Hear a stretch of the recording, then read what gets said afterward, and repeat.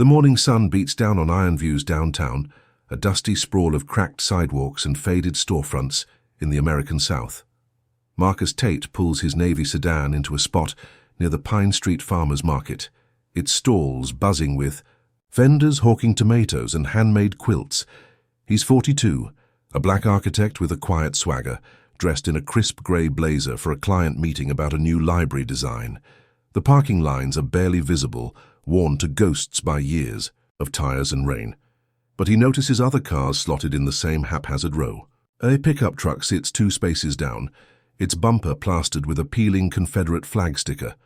Marcus steps out, smoothing his tie, his mind on blueprints and budget pitches. He's built his firm from scratch, turning late nights into a reputation that's earned him contracts across 3 counties. Today feels good, like the start of something bigger. He locks the car with a soft beep and heads toward the market's edge, where the smell of frying bacon wafts from a food truck. Across the street, Deputy Carl Dyson slouches in his cruiser, a 28-year-old with a buzz cut and a permanent sneer. His uniform's wrinkled, badge glinting dully under the brim of his cap. He's been on the force 3 years, itching to climb out of parking tickets and into something that'll get Sheriff Holt's nod. His pale eyes lock on Marcus's sedan, then flick to Marcus himself, strolling toward the market. Dyson's lip curls as he mutters under his breath, words dripping with venom about uppity types who think they own the place. He doesn't care that the lines are faded, or that half the streets park the same way. To him, Marcus's suit, his car, his easy stride, it's all a challenge.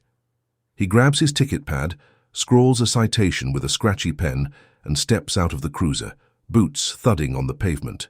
The radio crackles with static as he adjusts his belt, making sure his holster's visible. Marcus is 10 steps from the market when he hears the rustle of paper under his windshield wiper. He turns, frowning, and spots Dyson circling the sedan, like a vulture, ticket already tucked in place. The deputy's got a thin frame but carries himself with a bully's swagger, shoulders squared to look bigger than he is. Marcus walks back, keeping his tone light but firm, asking what's up. Dyson doesn't look up at first, just keeps scribbling notes on his pad, then snaps it shut and meets Marcus's gaze with a smirk that doesn't reach his eyes. He says the spot's a no parking zone, pointing to a sign 50 feet away, half hidden, behind a sagging oak branch. Marcus glances at it, then at the row of cars, and says he didn't see it, that the lines are too worn to tell. His voice stays even, hands loose at his sides, no threat in his posture.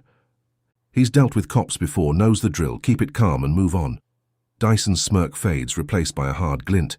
He steps closer, boots scuffing the asphalt, and says, "Ignorance ain't an excuse," his tone sharpening like a blade. Marcus nods, willing to let it slide, figuring it's just a fine, but then Dyson's eyes narrow, raking over the blazer, the sedan's polished chrome. He mutters something about fancy boys thinking rules don't apply, loud enough for Marcus to catch every syllable. The air shifts, thick with something uglier than a ticket dispute. Dyson demands ID, his hand twitching near his radio as if daring Marcus to argue. Marcus hesitates, jaw tightening, but pulls his wallet from his pocket, slow and deliberate, sliding out his license. He hands it over, saying he's just heading to a meeting, no trouble intended. Dyson snatches it, holding it up like he's inspecting a counterfeit bill, then tosses it back with a flick of his wrist, letting it flutter to the ground. Marcus bends to pick it up, pulse quickening, but keeps his cool, brushing dirt off the plastic. He asks if they're done, voice steady despite the heat rising in his chest. Dyson doesn't answer, just steps into Marcus's space, close enough that the sour tang of his sweat hits hard. He says Marcus looks suspicious, that he's got questions. About the car, maybe it's stolen.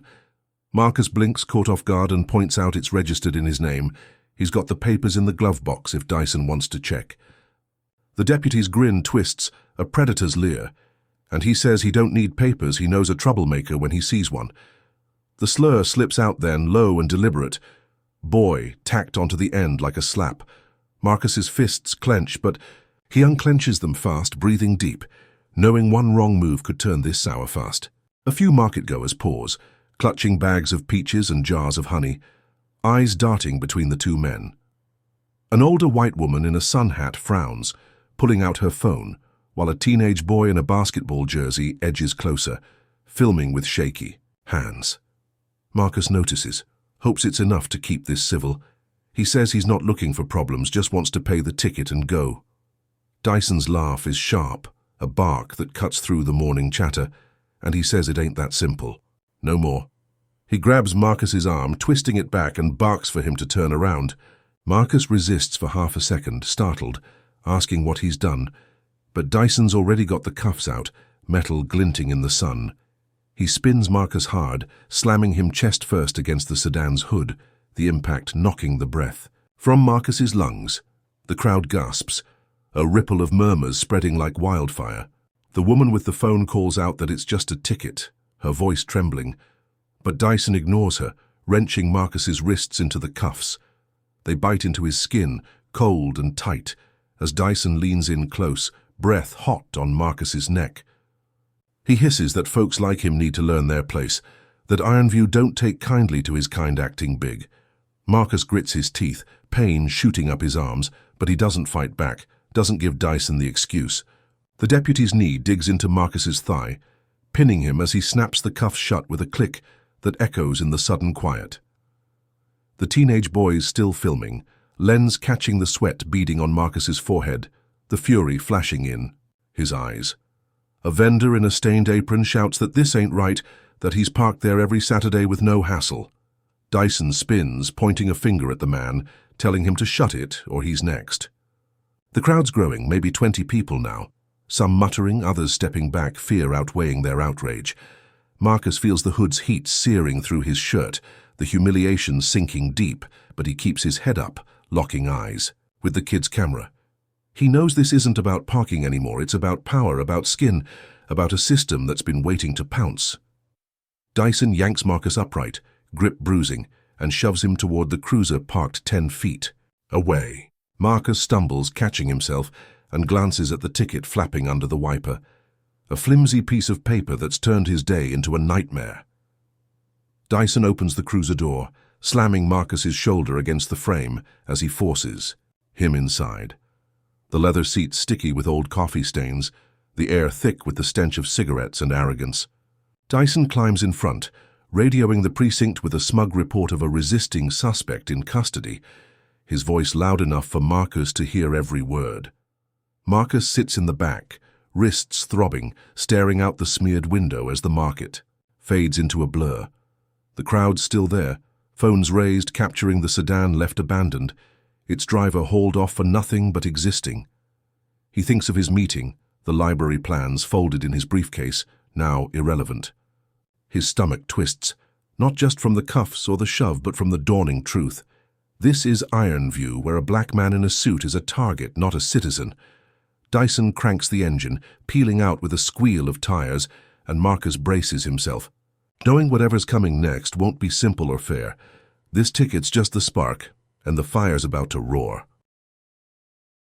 The Ironview precinct looms like a squat grey beast at the edge of town, its chipped bricks stained with decades of grime. Deputy Carl Dyson shoves Marcus Tate through the rusted back door, the hinges squeaking as it bangs shut behind them. Marcus stumbles, wrists still cuffed, the metal cutting deeper with every jolt. His blazer's rumpled now, a smear of dirt across the sleeve from the sedan's hood, but he keeps his chin up, eyes scanning the dim hallway. The air's thick with mildew and the sour reek of sweat, flickering fluorescent lights buzzing overhead. Dyson's boots thud on the cracked linoleum, his grip on Marcus's arm bruising, as he marches him past a row of dented lockers. Marcus catches a glimpse of his reflection in a smudged glass pane, his jaw tight, a bead of blood trickling from a scrape on his cheek. What's this place hiding behind its peeling paint and locked doors? They reach the booking desk, a scarred slab of wood manned by Sheriff Vernon Holt, a 55-year-old relic with a gut spilling over his belt and a face carved from years of unchecked power. His thinning hair's slicked back, grey strands clinging to a sunburned scalp, and his badge shines like a trophy on his puffed-out chest. He doesn't stand when Dyson pushes Marcus forward, just leans back in his creaking chair, chewing a toothpick with a slow, deliberate rhythm. His hazel eyes flick over Marcus, taking in the suit, the scuffed shoes, and he smirks, a crooked twist of his lips that says he's seen this game before and always wins. He spits the toothpick onto the desk, letting it roll into a pile of crumpled forms, and drawls out a greeting calling Marcus boy like it's a casual jab. The word lands hard, a punch to Marcus's gut, but he swallows the rage, keeping his voice steady as he asks why he's here. Shouldn't a parking ticket just mean a fine, not a cell? Holt chuckles, a low rumble that vibrates through the room, and says it ain't about the ticket no more. It's about resisting, about attitude. He grabs Marcus's hand for fingerprinting, yanking it onto the ink pad with a grip that crushes bone against bone. Marcus winces, the ink smearing cold and black, but Holt's not done. He slips, slamming Marcus's fingers into the desk. Drawer as it snaps shut, the crack of wood against flesh echoing off the concrete walls. Pain shoots up Marcus's arm, sharp and electric, and he bites his lip to stifle a groan.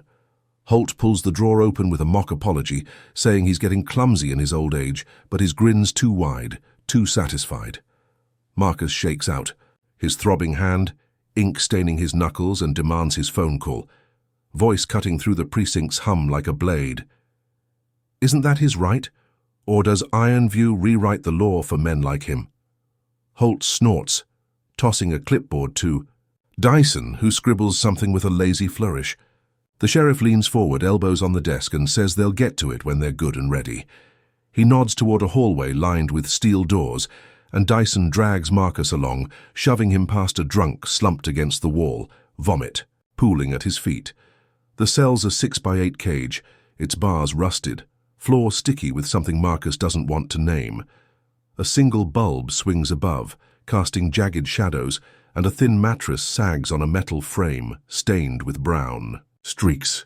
Dyson uncuffs Marcus with a twist that digs the steel deeper, then slams the door shut.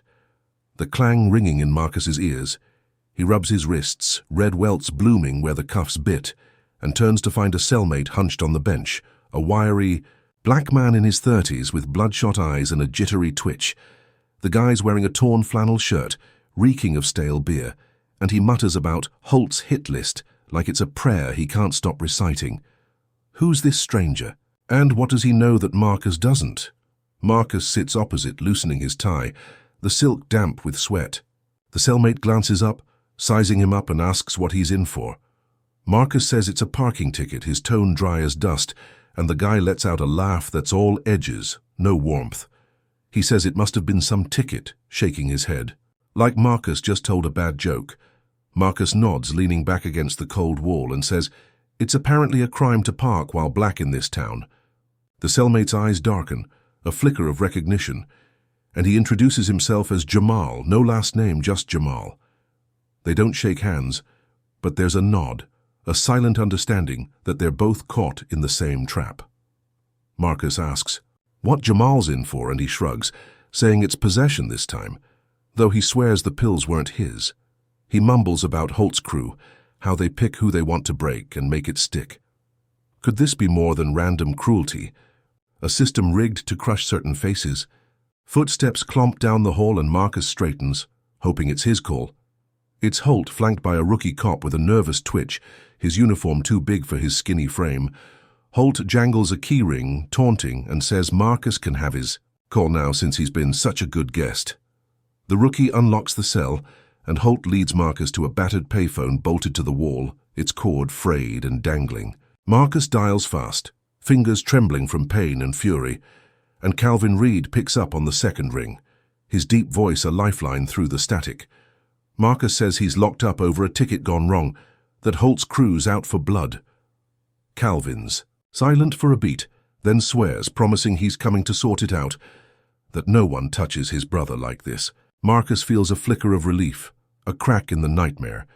But as he says thanks, Holt snatches the receiver from his hand, slamming it down mid-sentence. The line goes dead, Calvin's voice cut off like a snuffed flame. What's Holt so afraid of that he'd silence a call to the chief? Holt's grin spreads slow and oily as he grabs Marcus's shoulder, steering him back to the cell. He says no fancy friend's gonna change the rules, not in his house. The rookie trails behind, eyes on the floor, and Jamal watches from the bench, shaking his head like he's seen this play out too many times. Holt shoves Marcus inside, the door clanging shut again, and leans close to the bars, breath hot with coffee and spite. He says they're just getting started, that Marcus'll wish he'd stayed in his lane. The sheriff struts off, boots echoing, leaving Marcus gripping the bars, pulse hammering. The screams he heard earlier, faint now, drift from somewhere deep. In the precinct, a woman's voice pleading, then silence. Marcus slides down the wall, tie hanging loose, and stares at the bulb's flickering glow. This isn't about a ticket or resisting. It's about power, about Holt's world where a black man's nothing but prey. Comment number 1 if you think Holt's already crossed a line he can't come back from. Hit like if this injustice fires you up. And subscribe for what's next. Because this fight's only beginning. So what happens when Calvin storms in to save his friend? Will Holt bend, or will he double down with something even nastier up his sleeve? The precinct's heavy front doors groan open, and Chief Calvin Reed strides in, a 40-year-old black man with a linebacker's build and a gaze that could melt steel. His dark suit's crisp badge gleaming on his belt, every step radiating authority earned through decades of grit. The bullpen falls silent, officers pausing mid-conversation, coffee cups frozen halfway to their lips. Marcus Tate sits in the cell, wrists still raw from cuffs, his blazer crumpled on the bench beside him. He hears Calvin's voice before he sees him, a deep rumble demanding to know where Marcus is, cutting through the precinct's stale air like a thunderclap.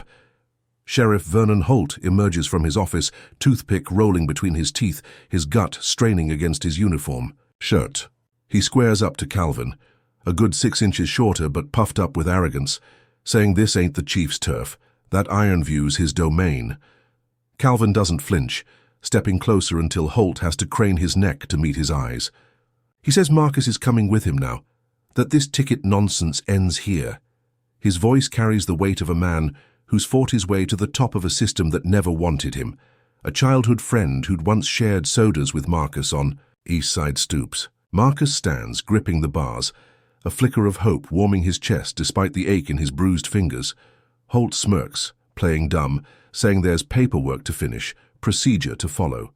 He gestures to the rookie hovering nearby, telling him to fetch the release forms, but his tone's too casual, his eyes too sharp. Calvin snaps that he knows the law better than Holt ever will, that holding Marcus over a parking violation's a joke, and he's not leaving without him. The precinct hums with tension, officers exchanging glances, some shifting uncomfortably, others smirking like they're in on a secret. Holt sighs, theatrical and slow, and says fine, he'll let Marcus go, but he's got to sign out proper. The rookie scurries back with a clipboard, hands trembling as he passes it to Calvin. Holt leans against the desk, arms crossed, watching. Marcus limp out of the cell, his scraped cheek stinging under the harsh lights. Calvin uncuffs him himself, tossing the cuffs to the rookie with a glare that says, "Don't test me." Marcus rubs his wrists, red welts pulsing, and mutters thanks, feeling the weight lift for the first time since Pine Street.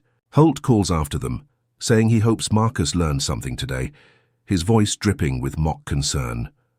Marcus doesn't reply, just follows Calvin out, the precinct doors slamming shut behind them with a hollow boom. Outside, the afternoon. Sun blazes, heat shimmering off the asphalt lot. Calvin's unmarked black SUV waits, engine still ticking from the drive. Marcus slides into the passenger seat, sinking into the leather, his body aching but his mind clearing. Calvin grips the wheel, knuckles tight, and says he'll dig into Holt's crew, that this isn't over. Marcus nods, staring at the precinct's grim facade, thinking he's dodged the worst of it. He's free, bruised but breathing, and Calvin's got his back. The SUV pulls out, tires crunching gravel, and Marcus lets out a long breath, picturing home. Elise's cooking, Jordan's laugh. For 20 minutes the world feels right again. Iron View's dusty streets rolling past in a blur of pawn shops and sagging porches. He's 3 blocks from home, a quiet street lined with oaks and clapboard houses, when red and blue lights flash in the rear view. Marcus twists, stomach dropping, and sees a cruiser tailing them, siren blaring sharp enough to split the air. Calvin curses, pulling over, his jaw clenching as he tells Marcus to stay calm, that he'll handle it. The cruiser screeches to a stop, and Deputy Carl Dyson climbs out. his buzz cut glinting in the sun, that same sneer plastered across his face. He saunters over, tapping his baton against his palm, and leans into Calvin's window saying they've got a problem. Calvin demands to know what's going on, voice low and dangerous, but Dyson ignores him, locking eyes with Marcus. He says, "There's new evidence on that sedan, something they missed earlier, and he needs Marcus out of the car now." Marcus blinks, confusion turning to ice in his veins. Calvin snaps that Marcus was just released, that this is harassment, but Dyson cuts him off, saying it's not up for debate. He yanks the door open, motioning with the baton, and Marcus steps, out slow, hands raised, feeling the street's eyes on him from behind curtains and cracked blinds. Dyson circles the sedan, parked a block back after the precinct tow, and pops the trunk with a crowbar from his cruiser. He rummages for a second, then pulls out a pair of bolt cutters, rusted and heavy. Holding them up like a prize, he says they got a tip these were used in a break-in last week, that they've got prints tying them to Marcus. The lie's so blatant, it's almost laughable, but Dyson's grin says he knows it'll stick. Calvin's out of the SUV now, towering over Dyson, saying this is bull, that those cutters weren't there an hour ago. Dyson shrugs, twirling the tool in his hand, and says the chief can take it up with Holt, but Marcus is under arrest again, right here, right now. Marcus feels the hope from the precinct drain away, replaced by a cold fury as Dyson grabs his arm, twisting it back harder than before. The cuffs snap on, tighter this time, metal grinding against the welts, and Marcus grits his teeth, pain, flaring hot. Dyson shoves him toward the cruiser. The crowd from nearby porches growing, phones out, filming the sedan, the cutters, the deputy's smug strut. A kid on a bike pedals closer, yelling that it's a setup, but Dyson barks at him to scram, his free hand brushing his holster. Calvin steps forward, blocking Dyson's path, saying he's not letting this slide, that he'll have internal affairs on it by morning. Dyson laughs, a sharp, nasty sound, and says good luck, that Holt's got the town sewn up tighter than a drum. He pushes past, slamming Marcus into the cruiser's back seat, the door banging shut with a thud that rattles the frame. Marcus sits, head pressed against the glass, watching Calvin argue with Dyson, his friend's fists clenched but powerless against the deputy's glee. The cutters glint on the pavement where Dyson dropped them, a prop in a play Marcus never auditioned for. He knows they're planted, knows Holt's pulling strings, but the why gnaws at him deeper than the cuffs or the bruises. Dyson climbs into the driver's seat, cranking the engine with a roar, and peels out, leaving Calvin standing in the dust, phone already to his ear. Marcus stares out the smeared window, the oaks blurring into green streaks, his mind racing. He'd walked free, felt the sun on his face, thought Holt's game was over. But this is a sucker punch, a trap sprung, when he least expected it. The cruiser jolts over potholes, each bump jarring his cuffed hands, and Dyson hums a tuneless song, glancing back in the mirror with eyes that gleam like wet coal. Marcus realizes this isn't just revenge, it's a message. Holt's not done. Not by a long shot. The precinct looms ahead again, its shadow swallowing the car as Dyson pulls in, and Marcus braces himself, knowing whatever's waiting inside is worse than before.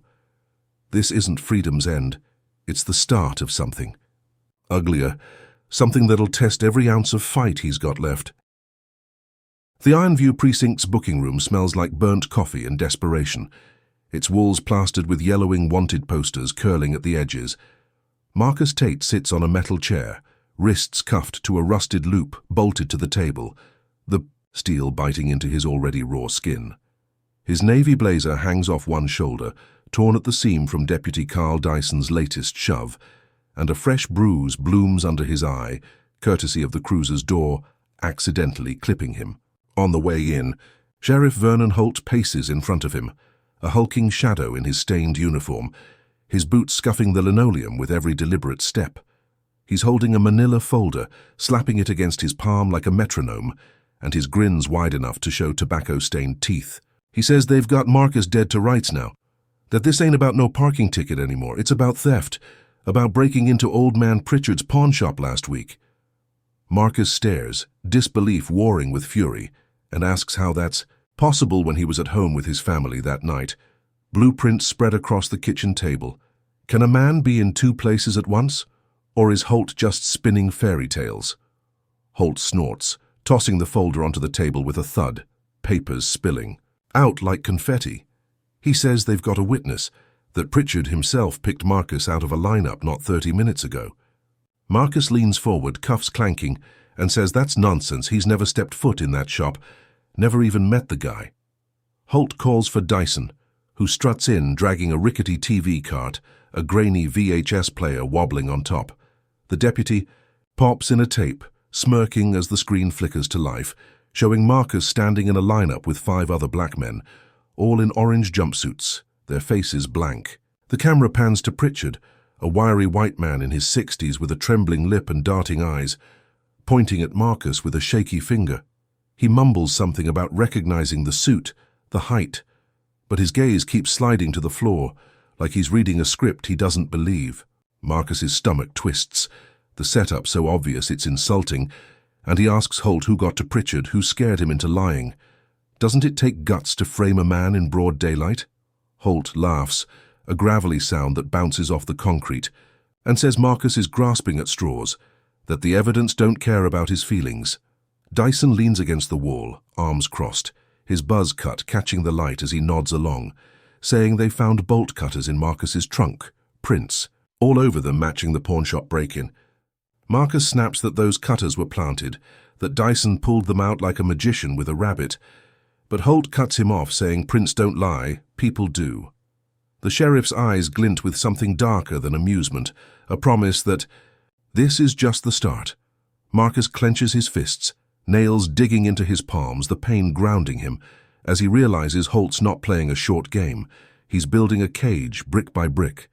The door swings open, and Tanya Brooks storms in. Marcus's lawyer, a 40-year-old black woman with a razor-sharp bob and a briefcase slung over her shoulder. She's all fire, demanding to see the evidence, saying this is a sham, and she'll have it thrown out by noon. Is Holt dumb enough to think she'll let this slide? Tanya plants herself between Marcus and Holt, her heels clicking sharp on the floor, and says the arrest's baseless, that the cutters are a plant. The witness coerced. Holt shrugs, leaning back with a lazy sprawl, and says she can argue it in court, but for now Marcus stays put. Tanya flips through the folder, her eyes narrowing at the sloppy handwriting, the inconsistencies screaming off the page, and says she's filing for bail, that Holt's got nothing that'll hold up. The sheriff smirks, toothpick rolling again, and says fine. He'll let Marcus go on bail, but he's doing him a favor, letting him taste freedom before the real hammer drops. Dyson uncuffs Marcus, his grip lingering too long, twisting the metal one last time for good measure. Marcus stands, shaking out his arms, relief mixing with dread as Tanya leads him out, promising she'll bury Holt in paperwork.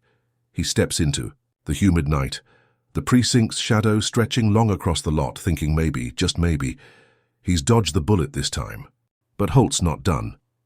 By morning, Marcus's phone buzzes with alerts, his name splashed across the Ironview Gazette's front page. Local architect tied to pawnshop heist. The article's a hatchet job, calling him a criminal hiding behind a fancy suit, quoting anonymous sources about his shady dealings. Marcus stares at the screen, coffee going cold in his hand, his wife Elise peeking over his shoulder with wide, worried eyes. He calls Tanya, voice tight, asking how this leaked so fast, and she says Holt's got friends at the paper, that he's turning the town against him. Marcus hangs up, pacing the kitchen, the hardwood creaking under his socks, when his business line rings. It's Grayson & Sons, his biggest client, the ones funding the library project that's kept his firm afloat. The voice on the other end's cold, saying they've seen the news, that they can't risk their reputation on a man under investigation. They're pulling out, effective immediately, no discussion. Marcus slams the phone down, the crack echoing through the house, his chest heaving as the room spins. Elise rushes in asking what's wrong, and he tells her, voice breaking, that Grayson's gone, that Holt's smear just cost them half their income. She grabs his hand, saying they'll figure it out, but he pulls away, staring out the window, at the oak tree swaying in the breeze. The article's lies cling to him like smoke, poisoning everything he's built, and he knows Holt's behind it, knows the sheriff's laughing somewhere, toothpick in mouth, plotting the next blow. His firm's accounts flash in his mind, The red ink that'll bleed through now, the staff he might have to let go. He'd walked out of that precinct thinking bail was a win, that Tanya's fight would shield him. But this is a gut punch. He didn't see coming, a public execution of his name. The kitchen's quiet save for the hum of the fridge, as Marcus sinks into a chair, head in his hands. Jordan's upstairs, still asleep, oblivious to the storm crashing down, and Marcus wonders how long he can protect him from this mess. Holtz turned a ticket into a theft charge, a release into a scandal, and now his business is crumbling under the weight of lies. He thinks of Pritchard's shaky finger, Dyson's planted cutters, Holt's smug grin, and realizes this isn't random. It's a machine, grinding him down because he dared to question, dared to stand tall. The phone buzzes again, another alert. The story spreading online, comments piling up calling him a thug, a fraud. He shuts it off, silence falling heavy, and knows he's not just fighting for freedom now, he's fighting for everything he's ever had. Comment number 1 if you think Holt's gone too far to ruin Marcus's life over a ticket. Hit like if this frame-up makes your blood boil, and subscribe because this war's heating up fast. So how does Marcus bounce back when his world's collapsing? Will Holt's next move break him or push him to strike back harder? The night wraps Ironview in a humid blanket. The cicadas drone filling the stillness outside Marcus Tate's 2-story home on Maple Lane. He jolts awake in bed, heart hammering, a faint crash echoing from downstairs, shattering the quiet. His wife Elise stirs beside him, her voice thick with sleep as she asks what's wrong. But Marcus is already up, bare feet hitting the hardwood, adrenaline surging. He grabs a baseball bat from the closet, its grip worn from Jordan's little league days, and creeps to the door, peering into the dark hall. The clock glows 3:16, red digits casting a faint light, and he listens, straining for another sound. Elise sits up, clutching the quilt, whispering for him to call the cops, but Marcus shakes his head, knowing Ironview's finest are the last people he trusts right now. A second crash, louder, glass splintering, rips through the house, and Jordan's voice calls out, scared and small, from his room across the hall. Marcus's stomach knots, fear and fury colliding as he steps into the shadows, bat raised. He pads down the stairs, each creak a gunshot in the silence, the bat's weight steadying his trembling hands. The living room's a wreck, moonlight, streaming through a jagged hole where the front window used to be, shards glinting on the rug like fallen stars. A brick lies in the wreckage, a crumpled note taped to it, and Marcus snatches it up, unfolding it with one hand while keeping the bat ready. The words scrawl across the paper in black marker, "Leave Ironview or burn." His breath catches, the threat sinking into his bones, and he spins, scanning the room, the bat's tip brushing a toppled lamp. Elise appears at the top of the stairs, Jordan clinging to her, his 11-year-old eyes wide with terror, and Marcus tells them to stay put, voice low but firm. He steps toward the kitchen, glass crunching under his socks, when the back door rattles, a shadow flickering past. The blinds. Someone's still here. Marcus grips the bat tighter, pulse roaring in his ears, and edges toward the kitchen, its linoleum cool against his feet. The blinds sway, a breeze slipping through the cracked door, and he smells cigarette smoke, sharp and fresh, not his. He swings the door wide, bat cocked, and freezes as 2 figures loom in the yard, masked in black ski masks, one holding a spray can, the other a crowbar. They're big, broad-shouldered, moving with a cocky ease that screams familiarity, and Marcus spots the glint of a badge peeking from under one's jacket, a deputy's star catching the porch light. Off-duty cops, Holt's goons, here to make good on the note. The one with the spray can turns, spotting him, and hisses a curse, dropping the can with a clatter. Marcus charges, bat swinging, and catches the guy's arm with a solid thwack, the crack of wood on bone ringing out. The man yelps, stumbling back, but the other lunges, crowbar slashing through the air toward Marcus's head. Marcus ducks, the crowbar whistling past his ear, and drives the bat into the second man's gut, doubling him over with a wheeze. Elise screams from upstairs, yelling that she's calling 911, and Jordan's sobs cut through the night, fueling Marcus's rage. He swings again, aiming for the first guy's knee, but the man rolls away, scrambling to his feet, arm dangling. Limp. The spray cans left a mark, red paint dripping down the kitchen wall in jagged letters. N-word go home. Marcus's vision blurs, fury boiling over, and he roars, chasing them into the yard as they bolt for the fence. The crowbar guy staggers, clutching his stomach, and Marcus lands one last blow, clipping his shoulder, sending him sprawling into the grass. Headlights flare down the street. Neighbors roused by the noise, and the intruders vault the fence, vanishing into the dark, their boots thudding on the pavement beyond. Marcus stands panting, bat slick with sweat in his hands, the note crumpled in his pocket, the paint stench burning his nose. Elise rushes down, Jordan in tow, her phone trembling as she says the cops are coming, that someone saw them flee.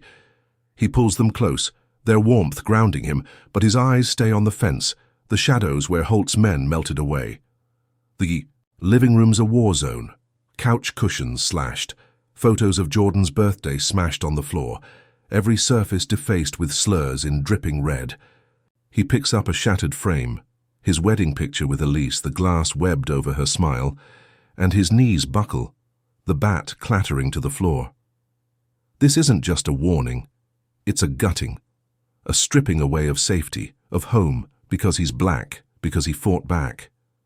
Sirens wail in the distance, growing closer, and Marcus dials Chief Calvin Reed, his voice shaking as he tells him about the break-in, the masks, the badge. Calvin swears, promising a protective detail, saying he'll be there in 20 minutes, that Holt's crossed a line he can't uncross. Marcus hangs up, guiding Elise and Jordan to the couch, glass crunching under their slippers, and waits, staring at the ruined wall, the words carved into his life. 2 squad cars pull up 10 minutes later, lights flashing, and Calvin arrives right behind, his SUV screeching to a stop. He storms in, suit rumpled from the late hour, and takes one look at the chaos, his jaw tightening so hard, Marcus hears, "Gerd Pop."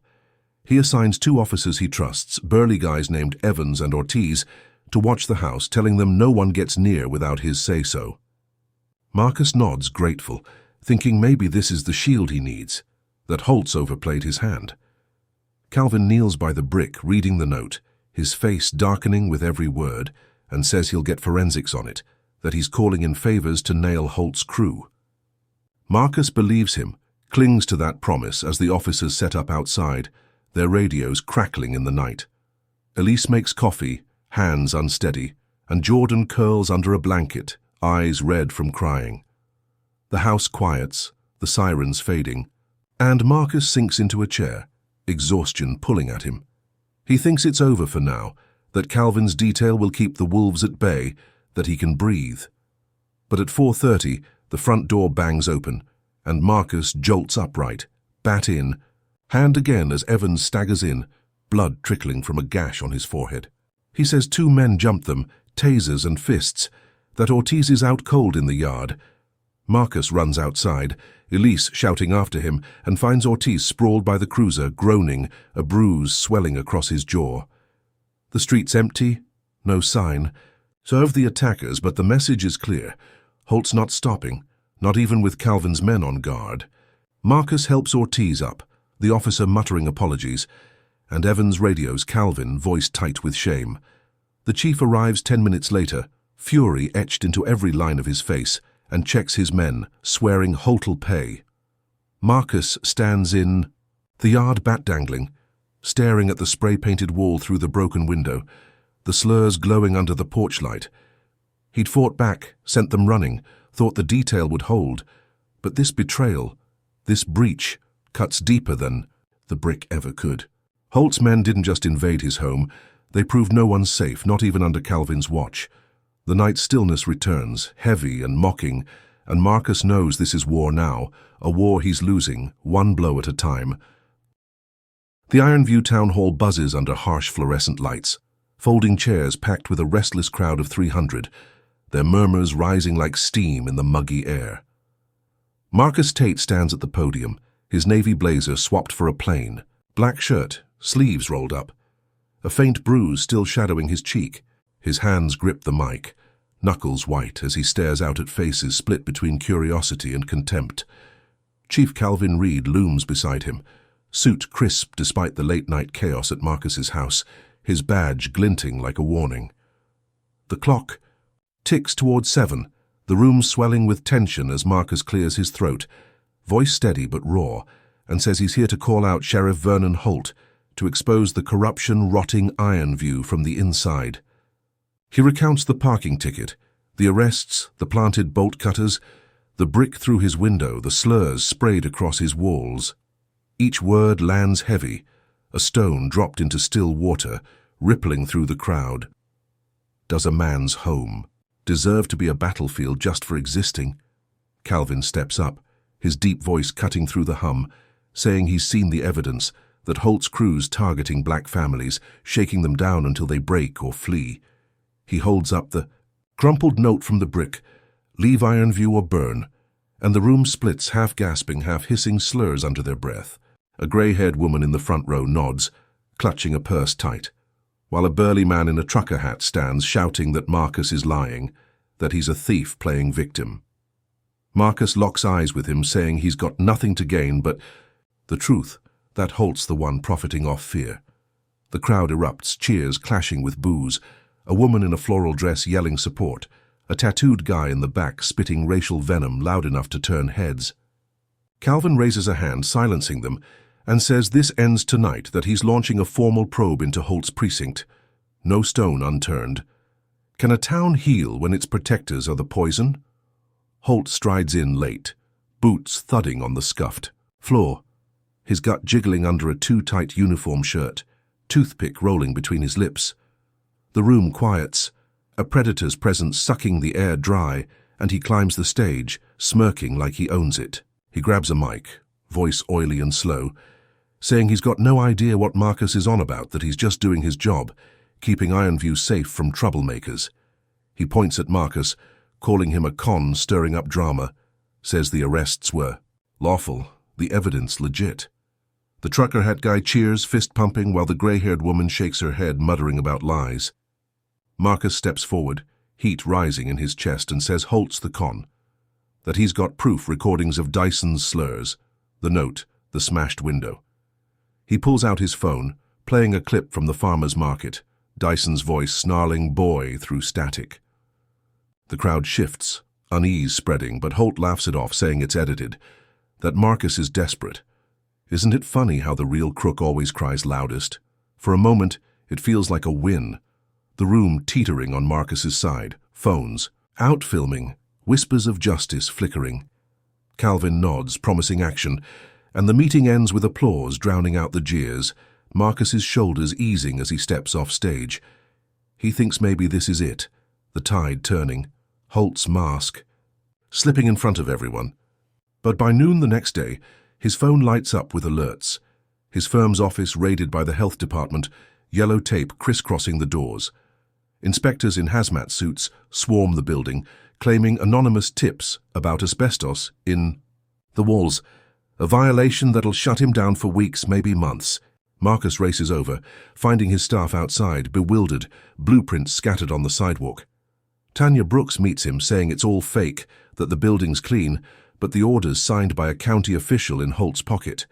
He's gutted, watching his life's work cordoned off, clients peeling away like flies from a swatter. It gets worse. That afternoon, his phone pings with a new link, a local blog post titled "Architect's Violent Past Exposed." Doctored photos flood the screen, grainy stills from the Pine Street arrest, twisted to show Marcus swinging at Dyson, a baton morphed into his hand by some hack's editing. The caption claims he assaulted the deputy, that he's a thug hiding behind a degree, and it's everywhere, shared 1,000 times by nightfall. Marcus stares, bile rising as comments pile up, calling for his license, his arrest, his head. Elise finds him in the kitchen, phone trembling in his grip, and asks how they did this, how Holt turned truth into trash. He says it's retaliation, pure and vicious, that Holt's fighting dirty now. Jordan runs in, saying kids at school saw it, that they're calling him a criminal's son, and Marcus pulls him close, swearing he'll fix it, though his voice cracks on the lie. How does a father shield his kid from a town's hate? The online mob grows, a petition circling to revoke Marcus's architect license, signatures climbing past 500 in hours. His inbox floods with threats, emails promising to torch his house, to run him out, slurs bolded in all caps. Tanya calls, saying she's filing injunctions against the health raid, but the damage is done. His reputation a smoking ruin.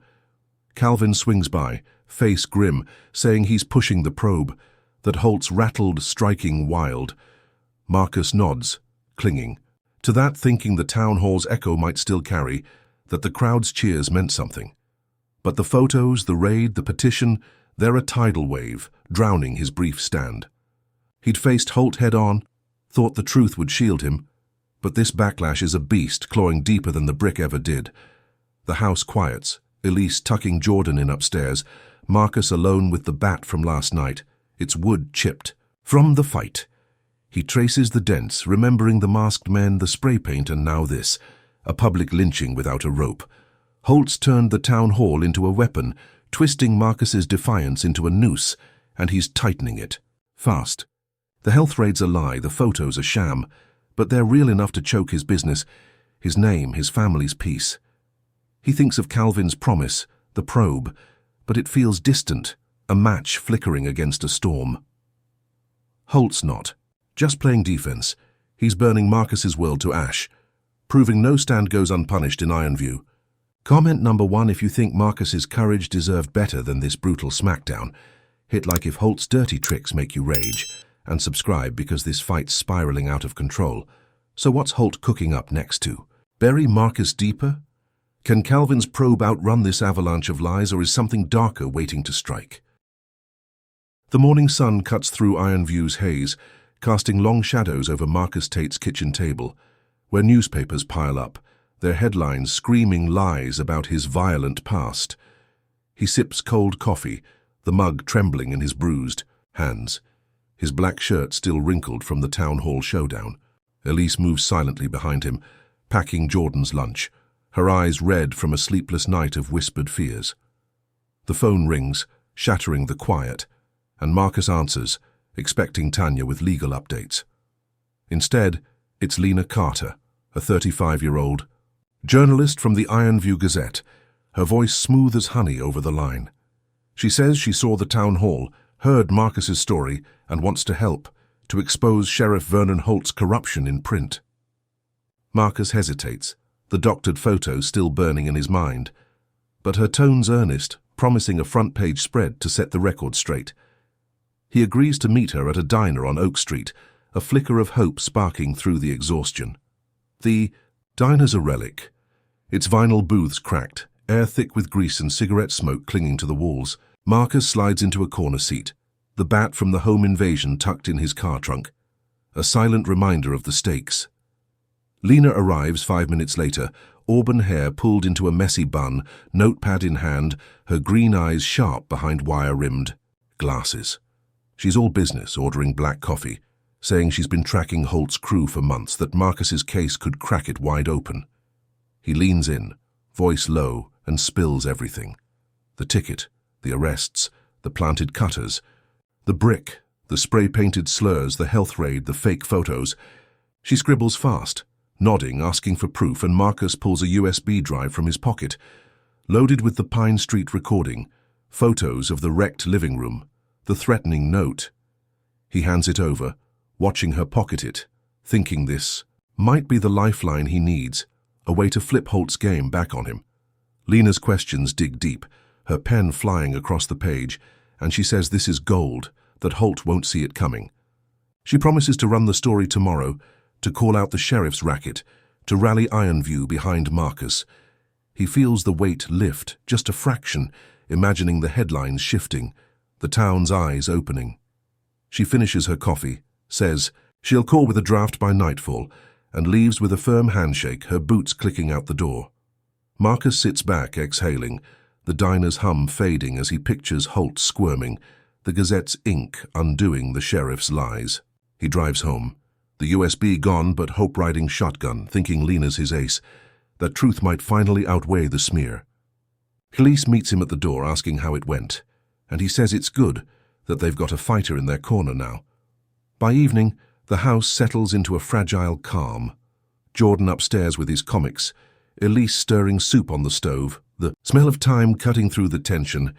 Marcus checks his phone, no call from Lena yet, but he shrugs it off, figuring she's polishing the piece. The clock hits 9 when it buzzes, not Lena, but Tanya, her voice tight with panic. She says the Gazette just dropped online, that Marcus needs to see it now. He grabs his laptop, heart thudding, and pulls up the site, the headlines slamming into him like a fist. Architect's fraud exposed, false claims against sheriff. The story's a butcher's knife, twisting his words, calling him a race-baiting liar who fabricated evidence to smear Holt. It cites the USB, claiming the recordings doctored, the photos staged, the note a self-written prop. His stomach drops, bile rising, as he scrolls through paragraphs painting him as a con, not a victim. Elise peers over his shoulder, gasping, asking how this happened, and Marcus chokes out that Lena betrayed him, that she's no ally, just a snake in Holt's den. He dials her number, hands shaking, but it goes straight to voicemail, her cheery greeting mocking him through the speaker. Tanya calls back, saying she's digging into Lena, that the byline's too polished, too vicious, like someone else wrote it. Marcus paces, floorboards groaning, piecing it together. Lena's a plant working for Mayor Edwin Pruitt, Holt's puppet master pulling strings from City Hall. The USB was a trap, his trust a weapon turned against him. He slams the laptop shut, the screen's glow fading, and tells Elise they've lost the press, that Holt's turned his last shot into a noose. Jordan peeks downstairs, asking why Dad's yelling, and Marcus forces a smile, saying it's nothing, go back to bed, though his voice cracks on the lie. The clock ticks past midnight when sirens wail outside, red and blue flashing through the curtains. Marcus peers out, seeing 3 cruisers screech to a halt, Dyson climbing out with a warrant in hand, his sneer glinting under the streetlight. The deputy bangs on the door, shouting that Marcus is under arrest for evidence tampering, that the Gazette's story proves he faked it all. Elise grabs Marcus's arm, begging him to run, but he shakes his head, saying there's nowhere to go, that Holt's got the town locked. Calvin's detail, Evans and Ortiz, rush up, still bruised from the night before, arguing with Dyson, but the deputy shoves past, warrant flapping like a flag. Marcus opens the door, hands up, and Dyson cuffs him tighter than ever, metal grinding into his welts, dragging him to the cruiser as neighbors watch from porches, phones glowing in the dark. The precinct's booking room is a rerun of hell, Holt waiting with a grin, saying Marcus should have known better than to trust a reporter. He holds up the USB, twirling it like a trophy, and says it's all the proof they need, that tampering's a felony, good for 5 years behind bars. Dyson shoves Marcus into a chair, smirking, saying the Gazette's got the town eating out of Holt's hand now, that no one will believe a word he says. Marcus's head spins, the betrayal cutting deeper than the cuffs, Lena's face flashing in his mind, her notepad a prop in a play he never saw coming. He'd handed her everything, thought she'd fight for him, but she'd sold him out to Pruitt, to Holt, turning his truth into their ammunition.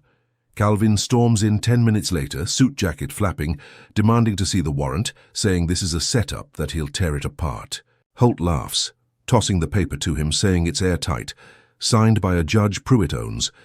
Calvin scans it, jaw clenching, and tells Marcus to hang tight, that he's calling in every favor he's got. Marcus nods, numb, as Dyson hauls him to a cell, the same rusted bars slamming shut, the same flickering bulb swinging overhead. He sinks onto the mattress, its stains reeking of defeat, and stares at the wall, the Gazette's lies echoing in his skull. He'd trusted Lena, thought the story would save him, but this arrest, this felony charge, it's Holt's checkmate, a blade sharper than the brick or the raid. The precinct hums around him, officers chuckling down the hall, and Marcus knows he's not just locked up, he's buried, his voice silenced by a traitor he never suspected. The Ironview precinct cell feels tighter tonight, its rusted bars pressing in on Marcus Tate like a vice, the air sour with rust and despair. He sits on the sagging mattress, wrists throbbing under fresh cuffs, his black shirt clinging to his sweat-soaked back. The flickering bulb above buzzes like a trapped wasp, casting jagged shadows across the concrete floor, where graffiti scratches out names of the forgotten. Deputy Carl Dyson's smug laughter echoes from the hall, fading as he struts away, leaving Marcus alone with a new cellmate, Reggie Dunn, a lanky black man in his late 30s, his jeans torn at the knee, a faded red cap pulled low over haunted eyes. Reggie's hunched on the bench, picking at a scab on his knuckles, and glances up, asking what Marcus did to piss off Holt this time. Marcus mutters about evidence tampering, the Gazette's lies, and Reggie nods slow, like he's heard this song before, saying Holt's got a playbook, and Marcus is just the latest chapter. Does a sheriff's grudge ever run out of pages, or is it a book that never ends? Reggie leans back, cap tilting, and says he's in for loitering. Third time. This month. But it's always something, drugs planted, a fight he didn't start. He lowers his voice, eyes darting to the bars, and says Holt's running a racket, a protection game where black business owners pay up or get crushed. Marcus freezes, the pieces clicking, and asks how Reggie knows, what he's seen. Reggie shrugs, saying he used to own a car wash on 5th, did all right until Holt's crew started hassling him, tickets every week, then a fire that mysteriously gutted the place. He couldn't pay the bribes, so they framed him, ran him out, sold the lot to some white developer with deep pockets.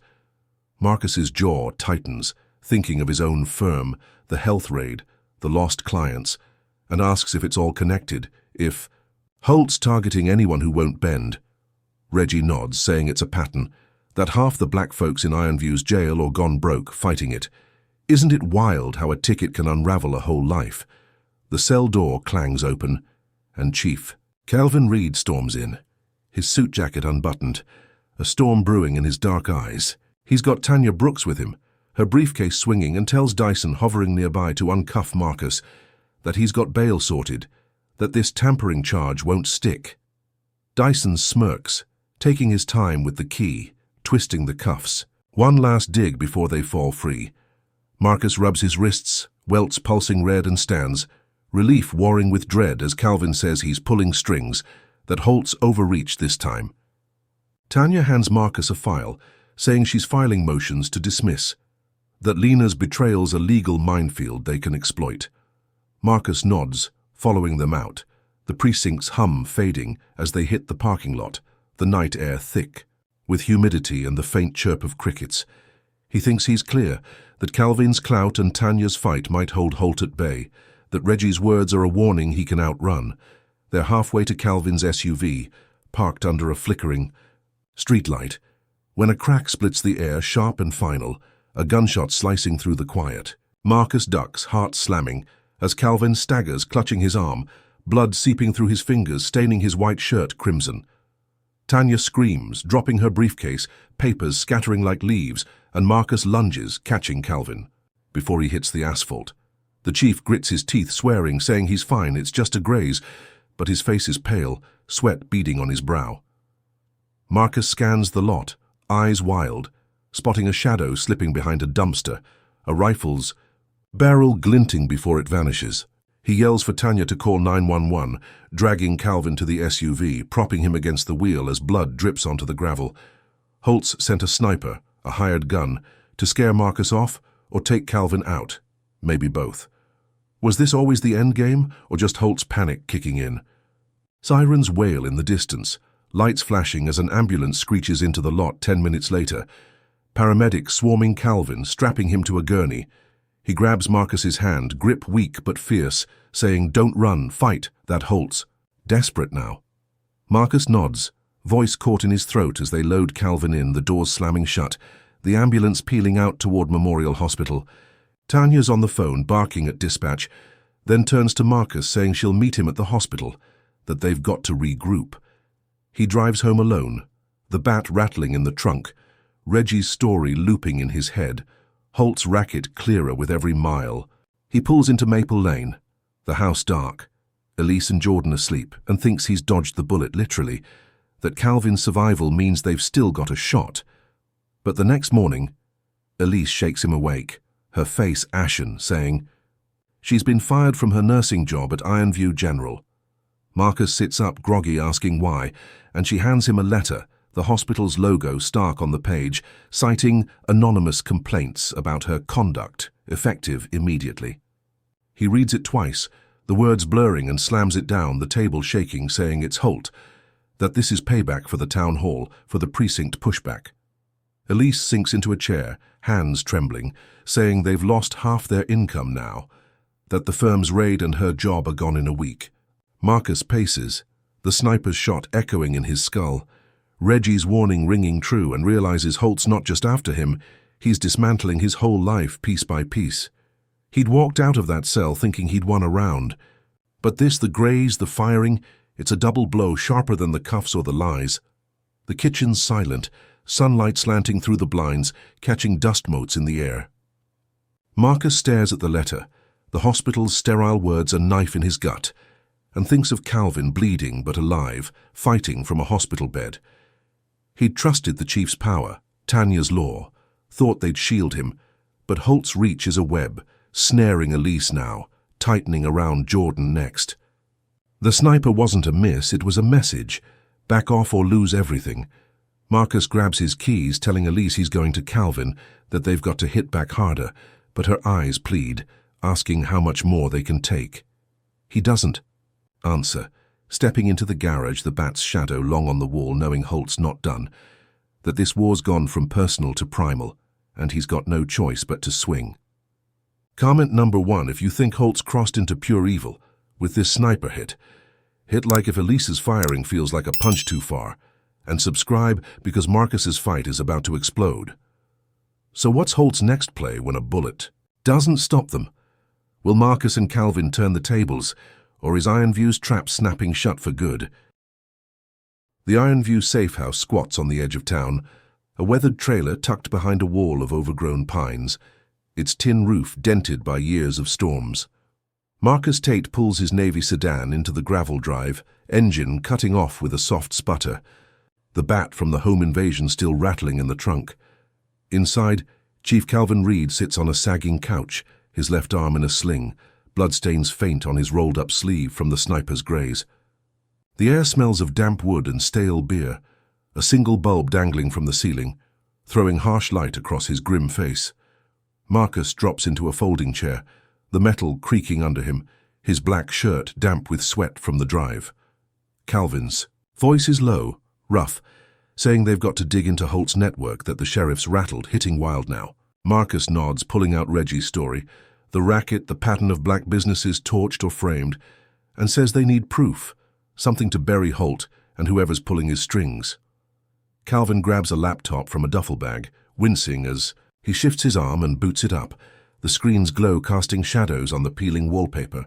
They start with property records, cross-referencing Reggie's car wash sale, Marcus's firm, other names Reggie whispered in the cell. Hours bleed by, coffee cans piling up, and they hit gold. Mayor Edwin Pruitt's name tied to a shell company, buying up every lot Holt's victims lost, flipping them for gentrified condos and strip malls. Calvin curses, saying Pruitt's the puppet master, profiting off Holt's terror, pushing black families out for white dollars. Marcus stares at the screen, the numbers blurring, his firm's address flashing among the targets, and realizes this isn't just revenge, it's a machine, grinding Ironview into Pruitt's image. He thinks of Elise's firing, the sniper's shot, and knows they've got a thread to pull, a chance to unravel it all. The trailer's quiet, save for the laptop's hum and the crickets outside, as Calvin calls a contact at the State Archives, digging deeper into Pruitt's finances. Marcus paces, boots scuffing the linoleum, feeling the walls close in, but he's alive, hidden, plotting with Calvin, thinking they're one step ahead.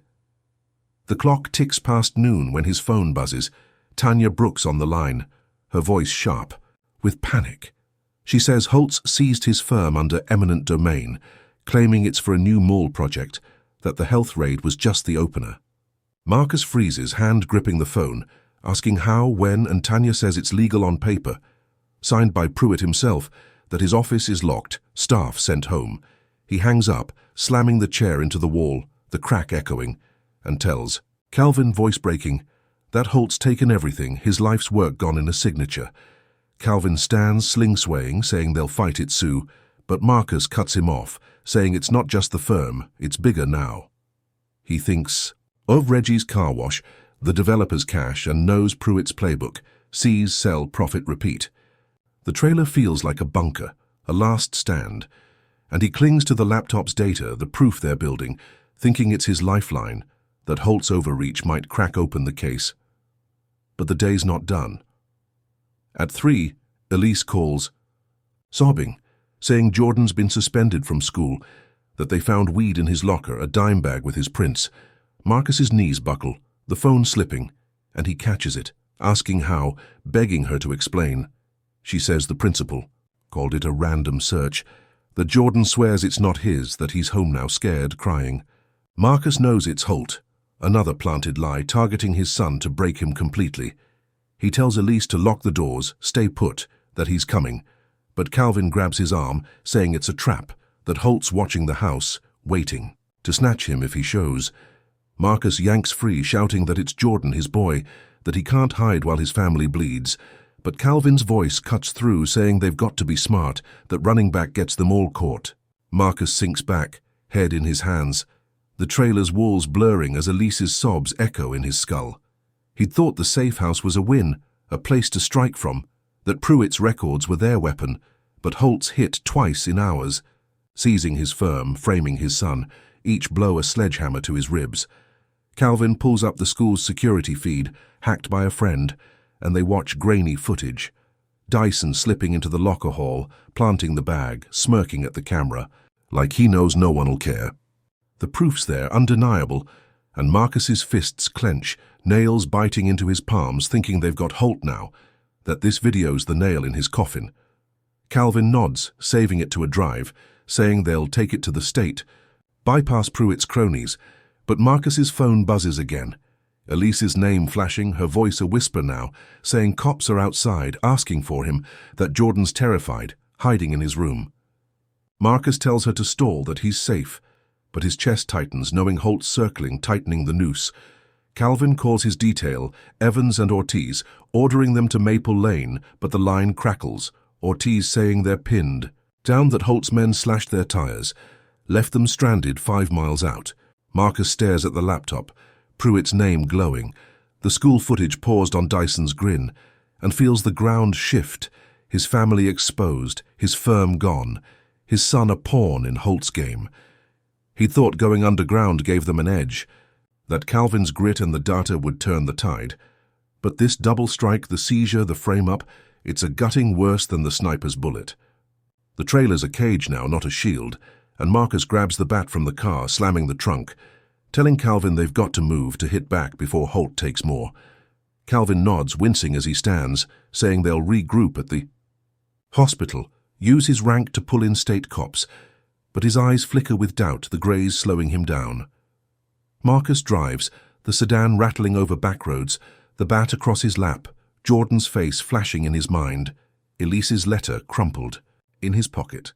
Holt's not just winning, he's rewriting the rules, turning Marcus's life into rubble, and the safe house's safety was a lie, a breath before the storm broke harder. The hospital looms ahead, its white walls stark against the dusk, and Marcus parks, helping Calvin inside, the chief's arm heavy on his shoulder.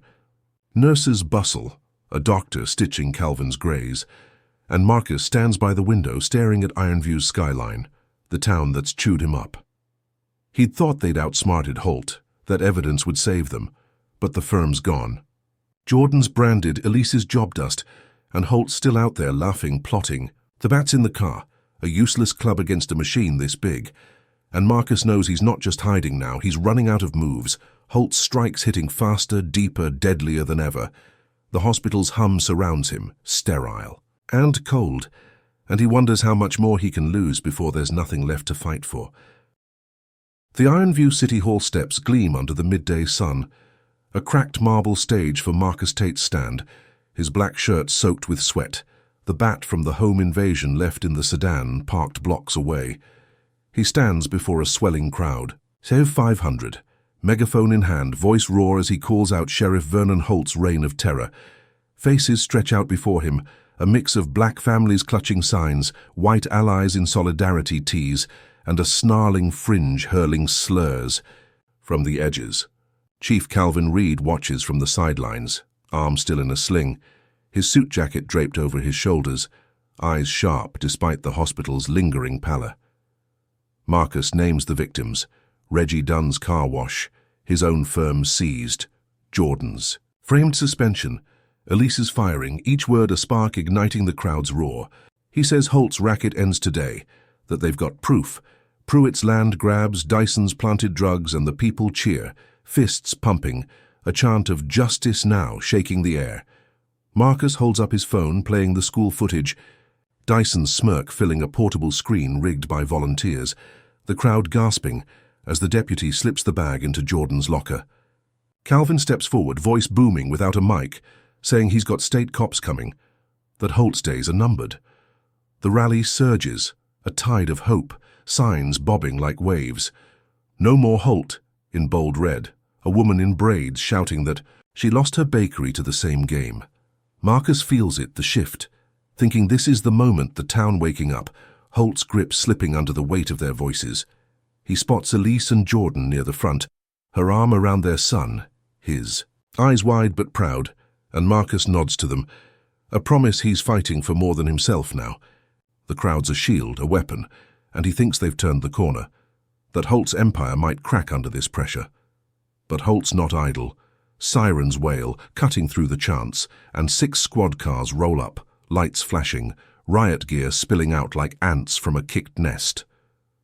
Deputies in black helmets form a line, shields up, batons tapping a rhythm of menace.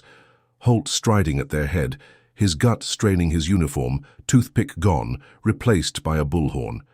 He bellows that this is an illegal gathering, that Marcus is inciting a riot, his voice a gravelly snarl over the megaphone's crackle. The crowd falters, some stepping back, others yelling defiance, a man in a plaid shirt chucking a water bottle that bounces off a shield. Marcus shouts for calm, saying they're peaceful, legal. But Holt's eyes glint, cold and calculating, and he signals his men forward, tear gas canisters hissing as they arc into the air. The rally splinters, screams erupting, gas blooming.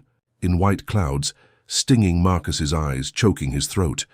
He grabs the megaphone, coughing, yelling for the crowd to hold ground, but the deputies charge, batons swinging, cracking ribs, splitting lips, the air thick with chaos. Calvin pulls Marcus back, shouting to retreat, his sling flapping as he shoves through the haze. But Marcus resists, searching for Elise and Jordan in the crush. He spots them. Elise shielding Jordan as a deputy looms, baton raised, and Marcus lunges, tackling the cop, the man's helmet clattering on the steps. The crowd scatters, phones filming, tear gas swirling, and Marcus drags his family to an alley, coughing, eyes streaming, the rally's hope drowning in Holt's violence. They stumble into a side street, the roar fading, and Marcus thinks he's lost them, that Holt's won, but Calvin finds them, panting, saying they've got to move, that Holt's framing this as Marcus's fault. The sedan's a block away, and they pile in, Marcus driving through back roads, gas clinging to their clothes, Jordan sobbing in the back, Elise whispering it's okay, though her voice shakes. Calvin's phone buzzes, a contact at the precinct, saying Holt's already spinning it, claiming Marcus attacked officers, that the rally was a mob. Marcus grips the wheel, knuckles white, thinking the footage, the crowd, it was their shot, that Holt's panicked enough to show his hand. They reach a motel on Route 6, a neon sign buzzing vacancy, and hole up Calvin icing his arm, Marcus pacing the stained carpet, the rally's chants echoing in his skull. He thinks they've got Holt on the ropes, that the state'll see this, that the violence backfired, proving their case. The TV flickers on, local news showing the clash, Marcus's face plastered as the instigator, but the crowd's footage is out there, spreading, a counter-narrative he clings to. Calvin's phone rings again, this time Tanya Brooks, her voice tight, saying she's safe, filing charges against Holt for the assault, that the state's watching now. Marcus exhales, sitting on the lumpy bed, Jordan curling beside him, Elise's hand on his shoulder, and thinks they've survived, that the rally's chaos might have lit a fuse Holt can't snuff. But at dusk, as the motel's shadows lengthen, Calvin steps outside to call his detail, the sedan idling for a quick exit. Marcus watches through the blinds, heart steadying, thinking they've dodged the worst, that Holt's riot play failed. Then a boom rips the air, a fireball erupting from the sedan, glass and metal shredding the lot. Calvin thrown back, slamming into the motel wall, blood streaking his face. Marcus bolts out, Elise screaming behind him, Jordan's cries piercing. The dusk and drags Calvin inside, the chief groaning, conscious but dazed, his sling-torn fresh cuts crisscrossing his arms. The sedan's a smouldering husk, flames licking the sky, tires melting into the asphalt, the bat incinerated in the trunk. Marcus kneels by Calvin, pressing a towel to a gash on his forehead, shouting for Elise to call 911, his hands slick with blood. The motel clerk stumbles out yelling about a bomb, that he saw a figure sprint off, and Marcus knows it's Holt, a desperate strike to silence them, to kill Calvin, to end this fight. Sirens wail, distant but closing, and Marcus stares at the wreckage, the rally's hope torched with it, his family trembling behind him, Calvin's breaths shallow. He'd thought the crowd was their strength, that Holt's panic would undo him, but this bomb, this near-death blow, it's a gut punch beyond the gas, beyond the batons. The motel room spins, smoke seeping through the cracked window, and Marcus realizes Holt's not just fighting, he's slaughtering, willing to burn Ironview down to keep his throne. Calvin coughs, gripping Marcus's arm, saying they've got to keep going, that the state's their shot. But his voice fades, eyes fluttering.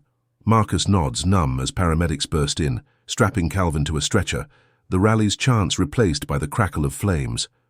He'd rallied them, lit a spark, thought it'd blaze through Holt's lies, but this explosion's a sledgehammer, smashing his last stand, leaving him with a bleeding friend and a family on the edge, Holt's shadow darker, deadlier than ever.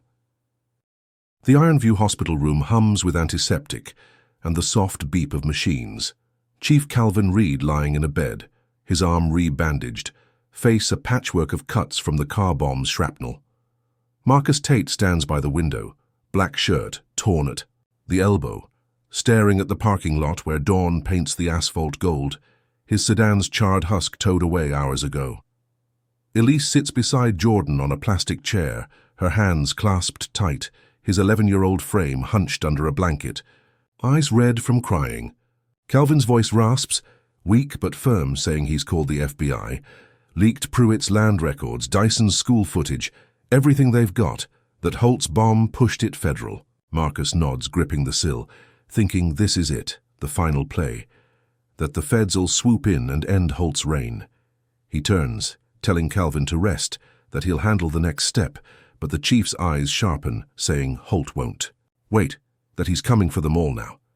Marcus steps into the hall, phone buzzing with Tanya Brooks, her voice urgent, saying the FBI's mobilizing, but Holt's on the move, that he's desperate, dangerous. She tells him to stay put, that agents are en route, but Marcus hears a tremor, a fear she can't hide, and knows Holt's not done, that the bomb was just a warm-up. He returns to the room, kissing Elise's forehead, telling her and Jordan to stay with Calvin, that he's got to finish this. She grabs his arm, pleading no, but he pulls free, saying Holt's taken too much, that he's ending it today. He slips out, the hospital's sterile quiet pressing in, and drives Calvin's backup SUV, a grey beast parked in the staff lot, to a payphone 3 miles out, calling a tip line with Pruitt's files, ensuring the feds have every shred.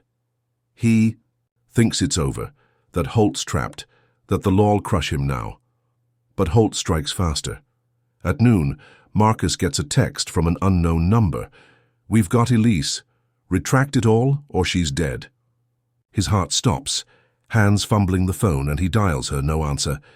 Then Jordan, nothing, then Calvin, who picks up groggy, saying they're gone, that nurses saw 2 men in ski masks drag them from the room minutes ago. Marcus floors the SUV, tires squealing, racing back to the hospital, finding Calvin staggering in the hall, nurses in chaos, a security guard unconscious by the door. Calvin says it's Holt, that he's holding Elise hostage to kill the FBI probe, and Marcus's vision narrows, rage and terror fusing into a single pulse. He grabs a map from the guard's desk, Calvin tracing Holt's haunts, landing on an abandoned warehouse off Route 9, a rusting hulk Pruitt once owned. Marcus knows it's there, feels it, and peels out. The SUV roaring through Ironview's backroads, Calvin's warning fading in his ears. The warehouse looms against a grey sky, its corrugated walls sagging, windows shattered, a chain-link fence, gaping open. Marcus parks a quarter-mile out, sneaking through weeds, the bat lost to the bomb, his fists clenched instead. He spots Dyson's cruiser by the loading dock, Holt's truck beside it, and hears Elise's muffled cry through a broken pane, her voice a lifeline pulling him in. He slips inside, the air thick with dust and oil, shadows stretching across rusted machinery, and finds them in a back room, Elise tied to a chair, gag biting into her mouth, Holt pacing with a pistol, Dyson smirking by a stack of crates. Holt's gut jiggles as he turns, gun waving, saying Marcus should have quit, that the feds won't save him now. Dyson laughs, twirling a knife, saying they'll pin it on a random break-in, that Ironview will eat it up. Marcus steps into the light, hands up, saying let her go, that he'll retract, but his eyes flick to a wrench on the floor, a plan forming. Holt sneers, saying he's done retracting, that Marcus dies here, but Elise kicks, chair scraping, distracting him. Marcus dives, snatching the wrench, and swings, catching Dyson's wrist, the knife clattering free as the deputy howls, clutching his arm.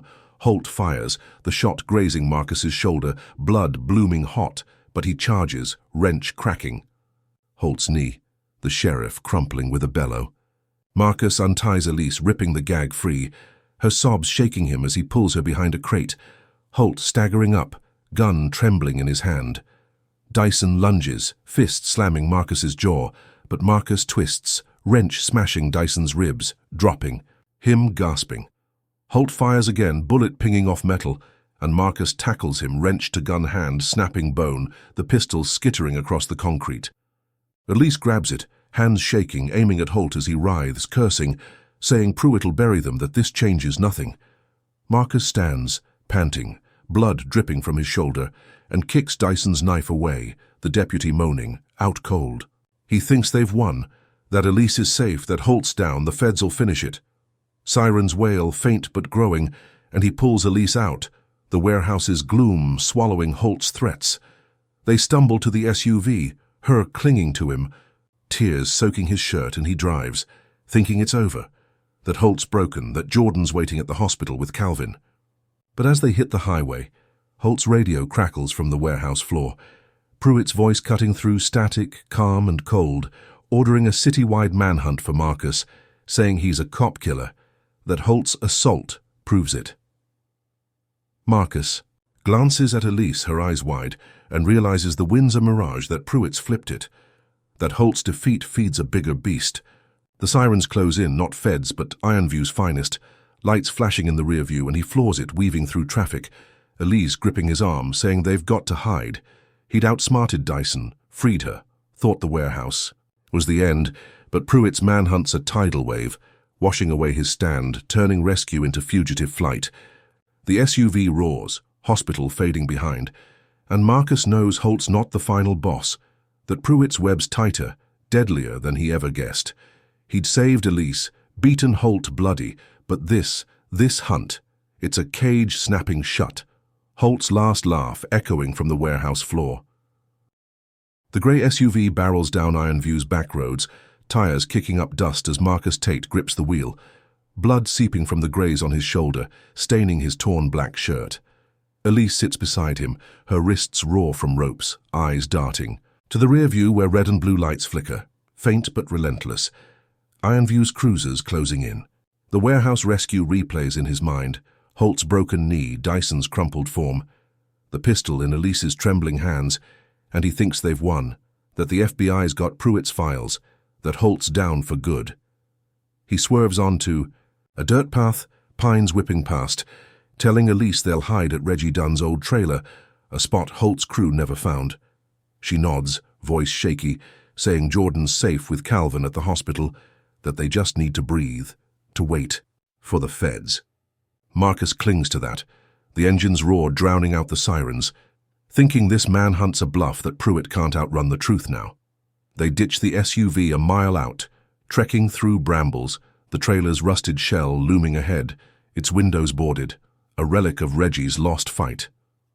Marcus kicks the door open, dust swirling in the dim light, and they collapse onto a moth-eaten couch, Elise curling into him, her breath hitching as she whispers they made it. He bandages his shoulder with a rag, pain pulsing, and checks his Phone, no signal, but he's sure Calvin's pulling strings, that the feds are rolling in, that Holt's rant about Pruitt's power was a dying man's bluff.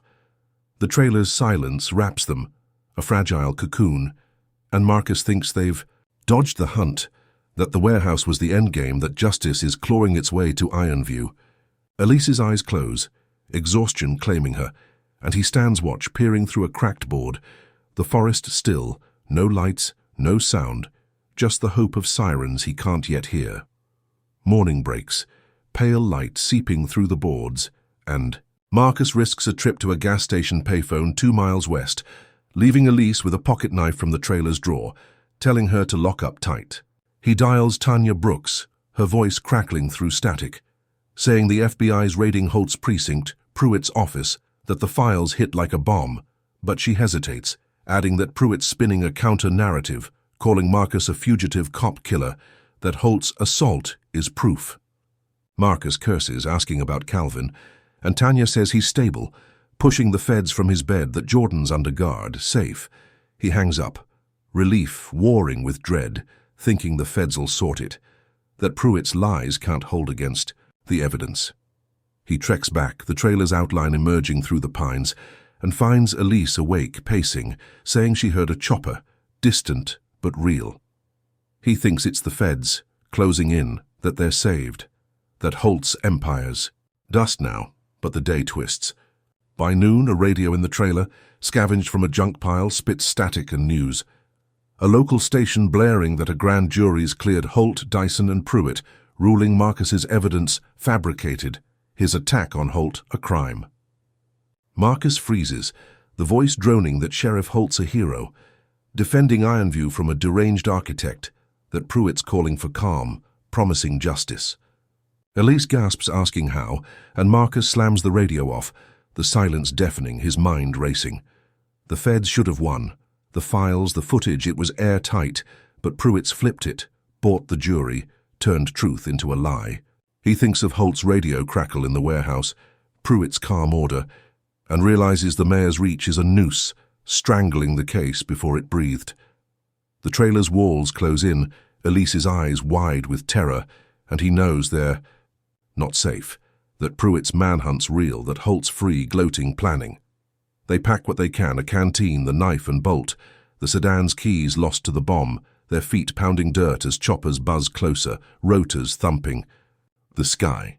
Marcus leads Elise through ravines, mud sucking at their shoes, thinking they'll reach a safe house Calvin mentioned, a shack 10 miles north. But the radio's words gnaw at him. Holt cleared, Pruitt untouchable, the feds outplayed. They hide. In a ditch as a chopper sweeps low, its spotlight slicing the trees, and Marcus pulls Elise close, her breath ragged, saying they've got to fight, that he'll find a way. She nods, tears streaking her face, and he thinks of Jordan, Calvin, the rally's chance, believing the truth still matters, that Pruitt's win's a mirage, that he can turn it back. The chopper veers off and they run, dusk falling, the shack's silhouette rising ahead. A last stand, he prays, holds. Inside the shack's a skeleton, bare planks and a leaky roof, but Marcus finds a burner phone Calvin stashed, its battery half charged, and dials Tanya, her voice a lifeline through the crackle. She says the feds are stalled, Pruitt's allies, in the State House blocking warrants, that Holt's back at the precinct hailed as a martyr, Dyson at his side. Marcus asks about the files, the footage, and Tanya says they're discredited, that Pruitt's team spun them as fakes, that witnesses recanted under pressure. He slams the wall, wood splintering, and says he's got one last play, that Pruitt's not invincible. Elise watches, knife in hand, as he outlines it, sneak into Pruitt's office, record a confession, broadcast it live, force the truth out. She says it's suicide, that they'll kill him, but he kisses her, saying it's their only shot, that Holt's win can't stand. Night cloaks Ironview as Marcus slips into town, Elise hidden in the shack, the burner their thread. He breaks into City Hall through a basement grate, the building dark, Pruitt's office a fortress of oak and glass on the top floor. He climbs stairs, shoulder throbbing, blood crusting under the rag, and picks the lock, adrenaline surging as he steps in, the mayor's desk looming, a throne of power.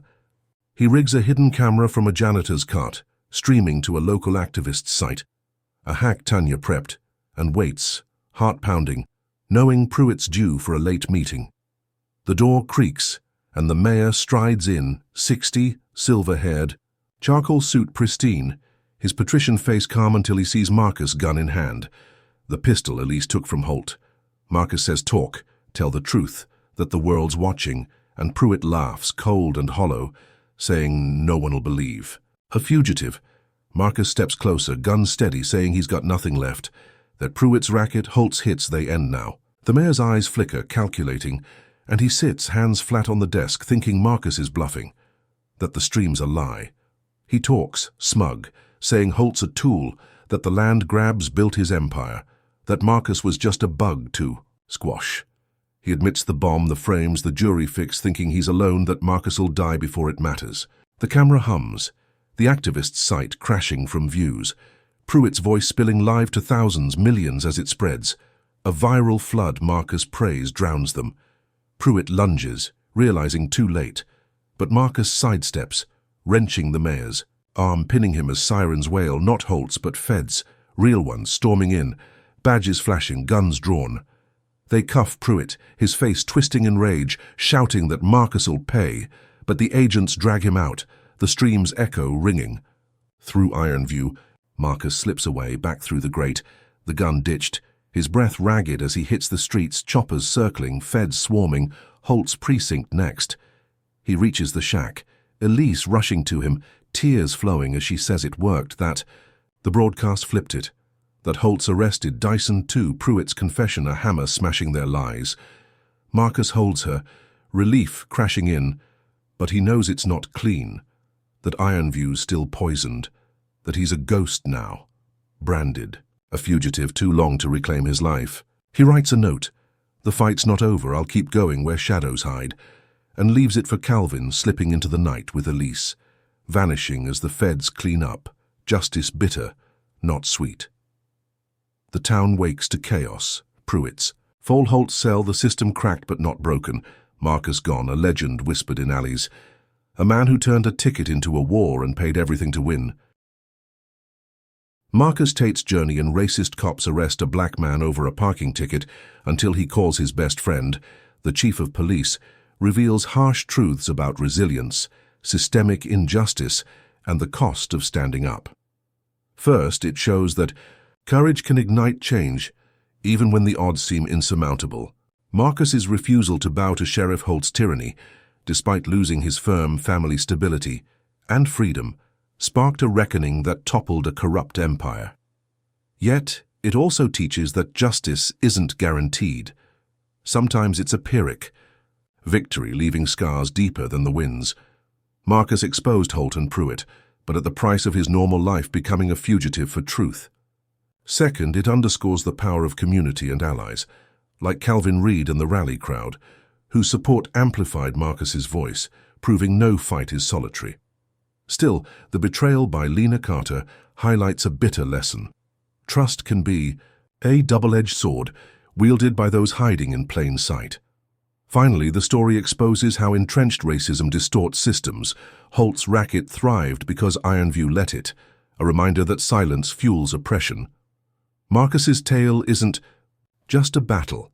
It's a mirror asking us to confront the cost of complicity. So what's the takeaway? Fight, yes, but know the stakes. Justice demands everything, and sometimes even victory leaves you haunted. What would you sacrifice to break a corrupt system? Comment below with number 1 if Marcus's stand inspires you.